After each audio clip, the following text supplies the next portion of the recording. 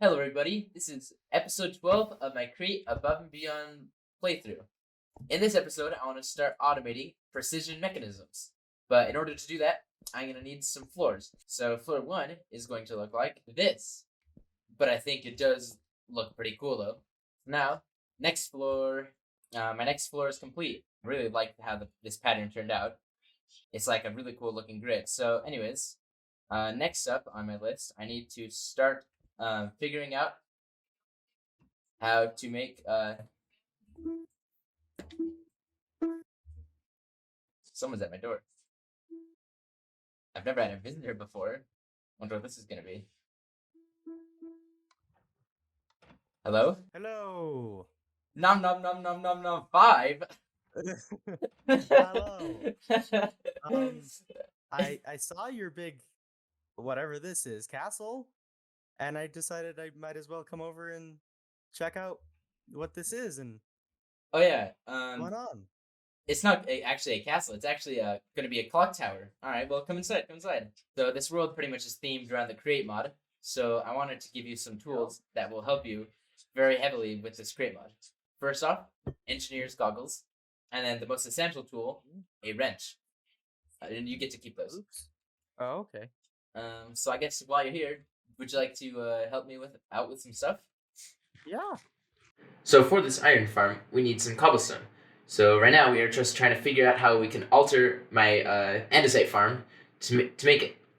So we have a solution here. Now we're just constructing it. Pretty much we are just making an alternate route for the cobblestone to travel on. And as you can see here, it starts to work. And then next we start to set up infrastructure on my second floor so that we can export items. And now I'm setting up the grindstones that'll grind the cobblestone into gravel. And now he's helping me build power across the entire floor. So here we are going to wash the gravel that we had just made, and it'll turn into iron nuggets, and it'll also turn into flint. So yeah, we have some fans here. We'll put some water in there, and it will wash them into iron that we need.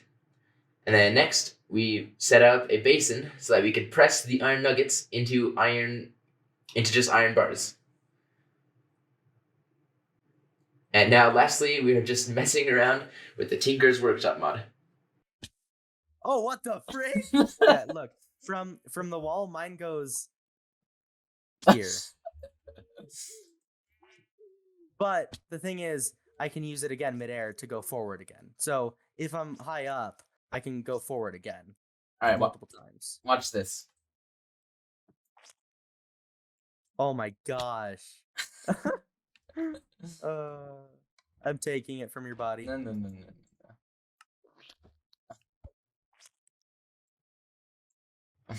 Oh, hi, cow. Oh my. Well, I gotta go. See ya. Goodbye. All right. Well, that was fun with him.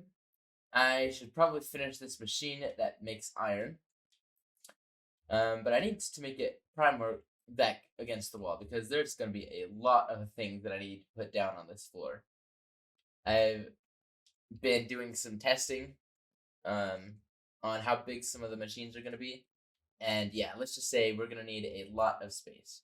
So yeah, I think what I'm going to do now, before I start on anything, is kind of make a big layout like I did for this one. I also need to like plan out some item import and export stuff because it's not going to be very sustainable because if too many items come in, then it just kind of clogs up the entire system. And I will need lots of items going up and down. And if everything's clogged up, then that'll cause real issues around the factory. So I think instead of this brass thing right here, I'm going to use a drawers with some filters and some void upgrades, which means that items will be deleted if there's too much of them. But anyway, I'll start on that later. For now, I think I should just start on the layout. So how I want this to happen is the quartz production will go right here. So this whole area will be devoted to making quartz and water. There will be like a huge water farm, I could say, right here. It pretty much will just be a big tank, which will just fill up with water, with an infinite water source. And then over here, is where I need to make something kind of special. So in order to make polished rose quartz with the recipe that I'm wanting, I need some of this destabilized redstone. And that is kind of a process to make. So what I'm going to be doing is I'm going to mix a charged Certus quartz with some volatile sky solution to make it. And then it'll just do normal, it'll give me back normal Certus quartz. So right here, I need to automate the charging of Certus quartz, which I have no idea how to do, and I'm not going to do that this episode. Then I'm also going to automate this volatile sky solution, which is pretty much sky stone dust and water. So I need more water. But this sky stone dust is really easy to get. It's pretty much a closed loop system. I grant the sky stone, and it outputs the dust and more sky stone. So I just loop the sky stone back over and over again, and it just gives me infinite sky stone dust. But it's an extremely slow process. So I'm gonna need multiple. I'm gonna need many of these millstones. But that won't be the biggest issue. So yeah, I am going to need a lot of water for this. So I gotta make a pretty good water farm. Okay, I've got this quartz machine kind of done, sort of. So pretty much what happens is the quartz seeds will come out here, and these will be filled with water, and they will spray the seeds, and then they'll come over here, and they'll keep going around and around until they're complete. And when they are complete, they will get filtered out into this barrel. If you don't know what I'm talking about, in order to make an electron tube, I need this quartz crystal. So this process will take a while.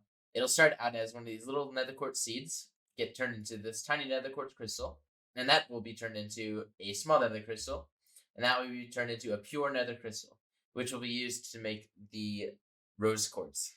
This thing is very complicated. It's a lot different than my last one. So yeah, that's what I've got here. Now I need a way to fill these things up with water. I have these flue tanks that I am going to place right here. Alright, this thing will hold all of the water that I'm going to need. Now I need to build the actual infinite water source up there. Okay, I've gotten some pumps connected up that are pulling water from this infinite water source up here. And it is filling this tank up as we speak. So now I need to connect this tank up to these spouts. Alright, these things are filled with water. Unfortunately, that is all I have time for in today's episode. But we accomplished quite a lot today. We didn't get anything working today, but that's okay. Because next episode we are going to be working on this even more, and I'll have hopefully more time. So if you want to see more content like this, or see me build the rest of this floor, then please subscribe. Goodbye.